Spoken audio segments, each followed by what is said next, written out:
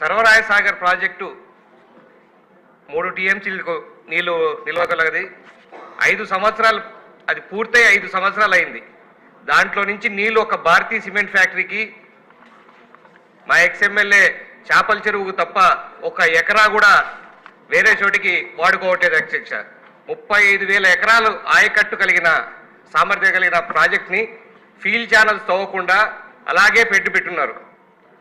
ఏమనంటే land acquisition పూర్తవ్వలేదు, అంటే very minimum అధ్యక్ష. చాలా తక్కువ ఖర్చుతో 35,000 ఎకరాలు, ఎందుకంటే నీళ్ళు ఇక్కడ నిలబడుతూ ఉన్నాయి. మా ప్రాంతంలో నిలబడి కూడా ఎవరు కూడా నీళ్లు ఉపయోగించుకోలేకపోతున్నారు ఒక సిమెంట్ ఫ్యాక్టరీ వాళ్ళు తప్ప. కాబట్టి దాని మీద గౌరవ మంత్రివర్యులు తొందరగా చర్య తీసుకొని తక్కువ ఖర్చుతో ఎక్కువ ఆయకట్టు వస్తుంది కాబట్టి తప్పకుండా దీని ప్రాధాన్యత తీసుకోవాలని చెప్పి మీ ద్వారా తెలియజేసుకున్నాను అధ్యక్ష.